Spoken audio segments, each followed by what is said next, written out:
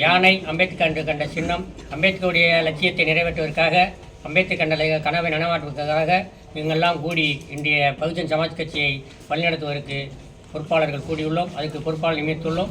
சரி, இப்போ இந்த புதுசாக கட்சி தொடங்கி இருக்க நடிகர் விஜய் இருக்காருல்ல, அவரோட அந்த சின்னம் வந்து யானை சின்னம் பயன்படுத்தாங்கன்னு சொல்லி உங்கள் சார்பாக ஒரு கோரிக்கை வச்சுருந்தீங்க தேர்தல் ஆணையத்தில். இப்போ அதில் தலையிட முடியாதுன்னு சொல்லி ஆணையம் சொல்லிட்டாங்க. அது அடுத்த கட்ட ஏதாவது நடவடிக்கை எடுத்துறீங்களா நீங்கள்? அதாவது கோர்ட்டுக்கு அந்த மாதிரி செய்யுங்க. அதில் சின்னமும் அவங்க இல்லை, அந்த யானை வந்து தூக்கி நிற்கிறது மாதிரி அவங்க ஒரு படத்தை போட்டுருக்காங்க. சின்னங்கிறது யானைங்கிறது வந்து எங்களுடைய சின்னங்கிறது யானை சின்னம். அதில் உங்களுக்கு தெரியும் கீழே நின்று நடக்குது மாதிரி. இப்போ அதுக்கு நாங்கள் ப்ராப்பராக லெட்டர் கொடுத்துருக்கோம். எங்களுடைய தேசிய செயலாளர் வந்து சதீஷ் சந்திர மிஸ்ராட்டை கொடுத்து தேர்தல் ஆணையத்துக்கு வந்து நம்ம கொடுத்துருக்கோம் மறுபடியும். இல்லை, இப்போ தேர்தல் ஆணையம் தான் அது சம்மந்தமாக நாங்கள் தலையிட முடியாது அப்படிங்கிற மாதிரி சொல்லியிருக்காங்களா? அதான் கேட்குறேன். அடுத்த கட்ட நடவடிக்கை முடியாதுன்னு தேர்தல் ஆணையம் சொல்ல முடியாது. ஏன்னா இந்திய அரசியல் சாசன சட்டத்தை வந்து அதை எலெக்ஷனை வந்து அவங்க தான் கண்டஸ்ட் பண்ணுறாங்க. அப்படி இருக்கிறப்ப வந்து அவங்க தலையிட முடியாதுன்னு சொல்ல முடியும். தட்டி கழிக்கிற ஒரு வேலை இது.